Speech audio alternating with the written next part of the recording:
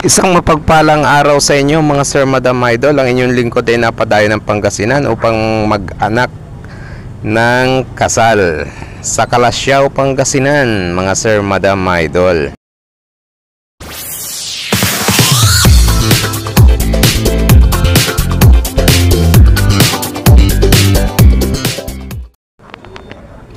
Ayan mga Sir Idol, no? Hindi na natin nakunan yung seremonyas ng pari sa pagkasal. So, nagbibideo na lang po ako dito para pagkatapos po nilang mag-picture taking dyan ay makasingit din po tayo.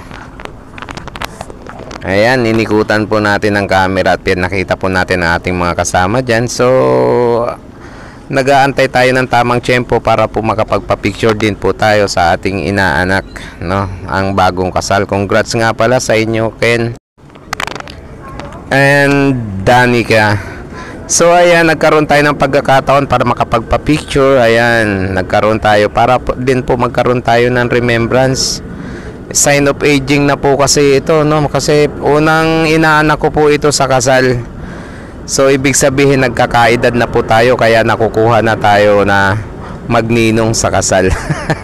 Tanggap ko naman, doon na rin naman po lahat tayo papunta. Ayan, nagpa-picture na rin tayo hanggang sa palabas na po tayo ng simbahan yan. Kumuha din po kami at kasama ko si Mrs. Ayan, nag-prepare na tayo para makapunta na tayo sa reception. Sir Madam Idol, syempre pagkagaling natin ng simbahan pagkatapos ng kasal, ay nandito tayo sa isang exciting part, yung dito po sa reception area. Ayan, dito tayo sa reception area mga Sir Madam Idol, sa Jake's Grand Pavilion. Ayan, maganda po ang area mga Sir Madam Idol, meron sila dito.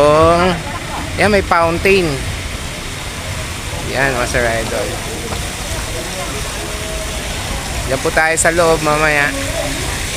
Ayan po yung ating mga kasama.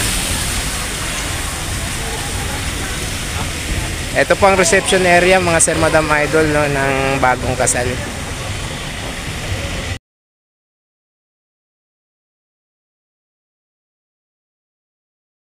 And ayan pala mga Sir Idol, no, kung nakita natin may nagsusulat ng pangalan doon. Dahil tapos na tayo makapagsulat ng pangalan, pwede na tayong pumasok. Ito ang loob ng reception area nila, no, sa Jake's Grand Pavilion.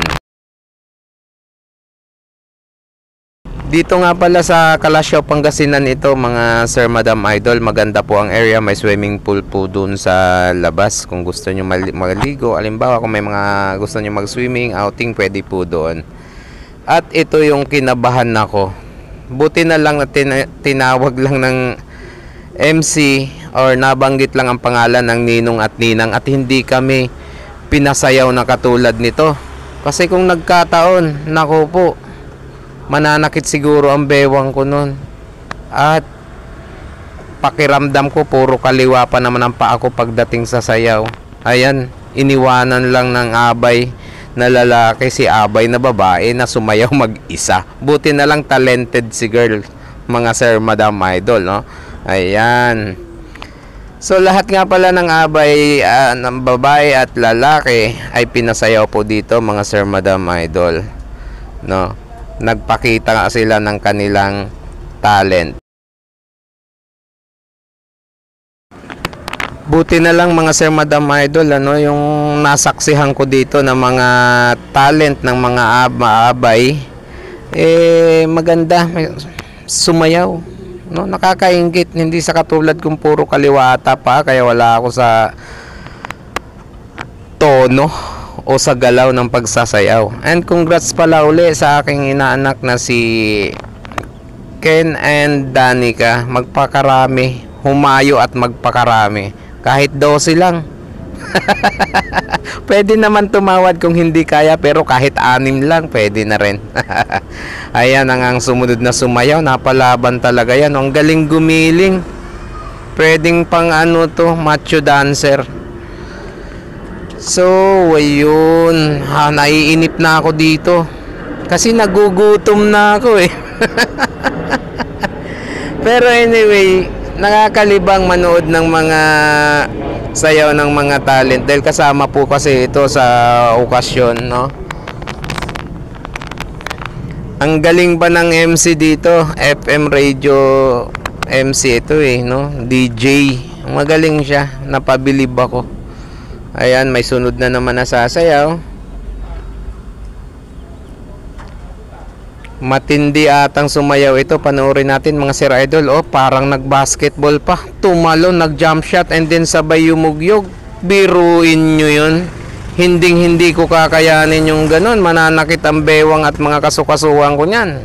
Ito na yung time na pinasayaw na po ang bagong kasal. Ayan, iniikot pa po. Parang gustong hiluhin ah. Ay nako. Ayan. Pero masaya po sila. At iniikot ko rin yung camera dahil ginaya ko yung pagpapaikot niya doon kay Danica. O, di ba? Pero yung katabi ko bumibidyo rin pala. At ito ang portion na yung pwede ka nang magsabit sa kanila ng kung gusto mong magbigay, mga ganon. Ayun, nag-video pa po ako niyan. At nung naputol po ang video yan pumunta na po kasi ako doon at naglagay na rin po, mga Sir, Madam Idol. Kaugalian rin po naman kasi yan pagdating sa mga kasalan. Kahit saang sigurong lugar merong ganyan na may isasabit ka. Lalo na sa amin sa Bicol, mga Sir, Madam Idol, mas marami pong sasayaw na kailangan yung sabitan. Pagkatapos nga pala ng pagkagaling namin sa reception area, mga Sir Idol, uwi na. And hindi ko rin pinaligtas na mapasyalan yung manuka ng tsuhin ng bride, anong babae, ni Danica. So syempre hilig po natin yan, hindi natin mapigilan. Humipo-hipo rin tayo sa manok, magpicture ng kaunti. Syempre manok yan eh. Para sa akin parang manok is life. Libangan ko rin po kasi yan, mga Sir, Madam Idol. And prepare na tayo para sa pag-alis. Ayan, and stop over po tayo para makabili ng tubig or anong mga kakanin para sa biyahe.